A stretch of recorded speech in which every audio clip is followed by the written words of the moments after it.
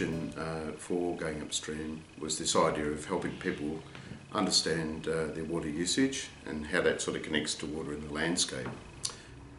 The various components of Going Upstream are a series of workshops which looks at things like water saving measures, where the water comes from. Christian Schulting, a volunteer, did a journey up the Gellibrand to actually ground truth the health of the river.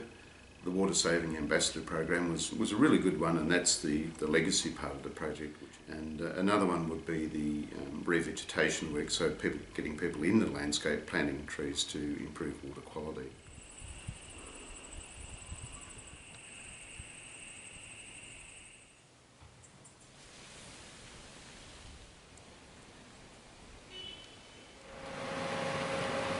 The acid sulphate soils are okay when they're underwater, but once the water is off, it oxidises, and that's the problem. Because when the next rain comes down, it washes sulphuric acid into the river. So Going Upstream had a number of partners: local government, catchment management authorities, the Regional Water Authority, and community-based NRM groups. Corangamite Catchment Management Authority's role on the Gellibrand River is basically about waterway health. My job is to try and convince landholders to fence off that river frontage so that we can plant that bank area out with native veg or protect what's already there, to provide a buffer for the river from the farming activities that go on next to it.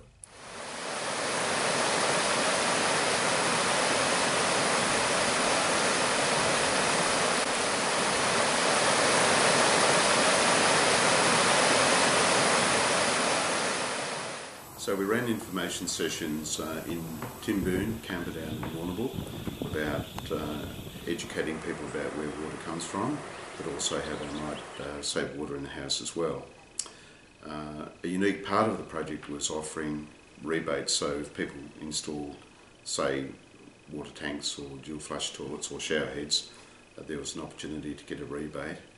And another important part was to actually have a green plumber there who could answer immediately any questions that people had about how to put in these water saving measures.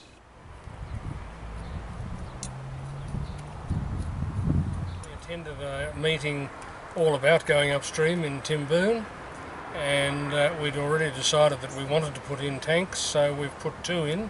This one behind me, which deals with the veggie gardens, and one on the other side of the house, which deals with the toilets and laundry.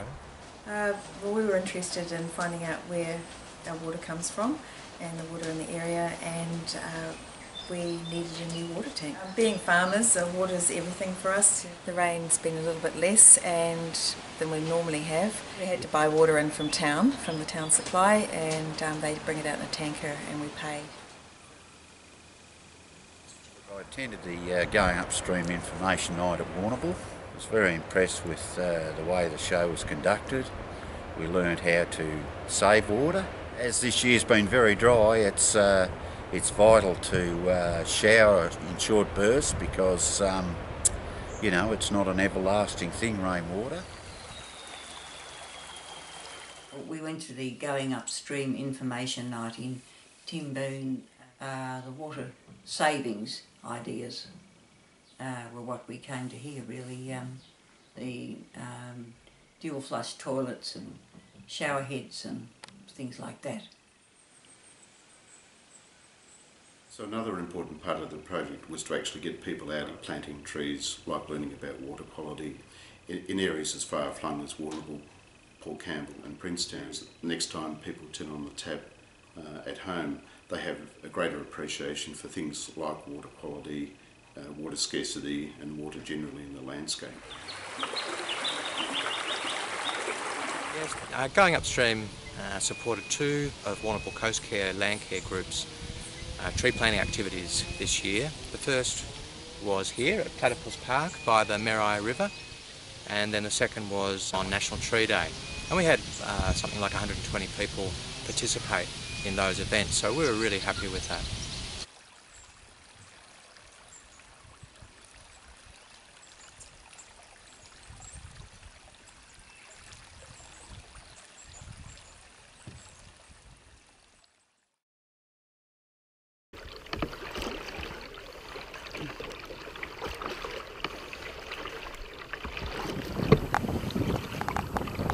we're sitting around at Jeff Rollinson's office at Heytesbury Landcare having a meeting about going upstream, and I just thought, well, what's an interesting way that we can engage people with this project and really bring them along the journey? And just on the spur of the moment I thought, well, why not paddle up the river? And then we did about 8 days of paddling over a few months, starting with the estuary for the first 20 kilometres or so where it's more or less flat, just moving past that and getting into sections where we just had a lot of snags in the river, so in and out of the boat every 20 or 30 metres, but the water was still relatively deep and there's plenty of water to paddle. Further upstream we encountered some wonderful timbered forests, so quite a deep valley. Eucalypts growing by the side of an immense size, 50, 60 metres probably more, and a sense of real sort of peace and tranquility. And then moving right to the headwaters where the river began, just too shallow to paddle, and I recall dragging the boat with a rope over my shoulder and just stumbling upstream across some rocks. Some really different experiences along the way. I'm really satisfied about the journey up the Gellibrand. I feel like we've informed the community of the connection between their water use and this river's health. That's a really important thing, and I'm very pleased to have been able to do that. So it was important with this project to have a legacy aspect, and we decided one of the best things we could do would be to have a water harvesting facility that also had an education component attached to it, and Warrnambool Community Garden being a central spot, it was decided that really would be the best site to put it.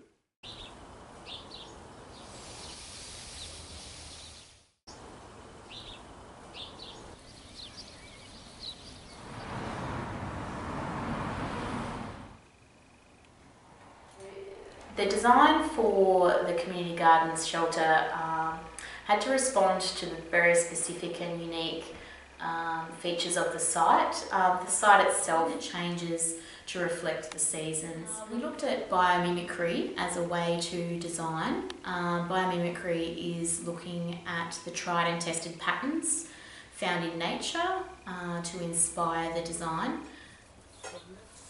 It's great to have this beautiful shelter here right in the heart of the community garden with water awareness messages and also rooftop harvesting. It really fits so well with our sustainability principles.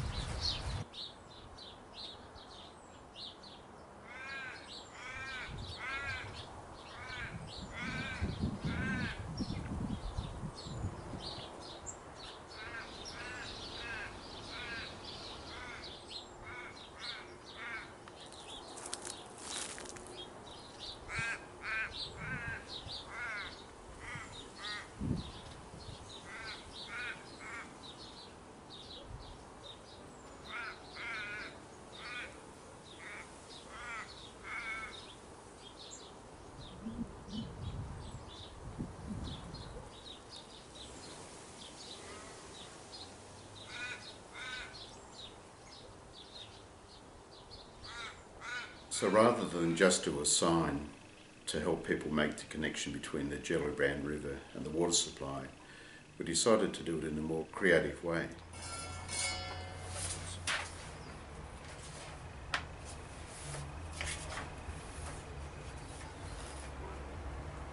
So it's actually upside down at the moment. That's been designed so when it rains, the water falls on it in interesting ways. Each panel there'll be a different design. This one's a sugar glider underneath here, and in a moment I'll peel that off because I'll actually start etching this one today. This has got fern fronds and it's also got a fat-tailed dunnart sitting in a log.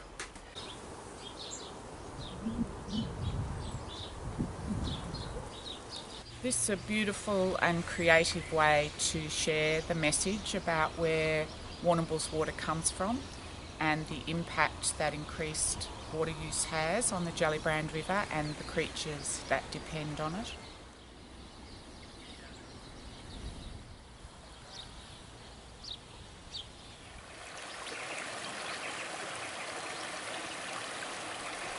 So another important legacy aspect for the project was to develop a water saving ambassador program. There are two major parts to this. One is to teach people how to bring about behaviour change.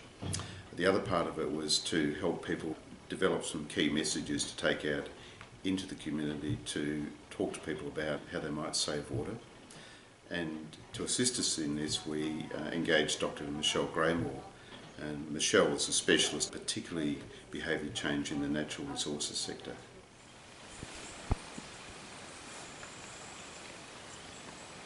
I guess the fact that the funding came late, it did create some challenges for the project, but there are some really some standout moments through that period of time. One of them would have to be Christian Schulting doing the journey up the Gellibrand in the kayak. That was unplanned, but a fantastic part of the project that certainly drew a lot of media coverage. Another one would be the sculpture that really is, again, that was an unplanned part of the project, but a really creative way to sort of tell the story of water supply in a very, very creative way. And another one would be I guess, running the project through the winter period. So here we are talking to people about water supply and how precious water is. And in the middle of winter, that's a very, very challenging message to convey.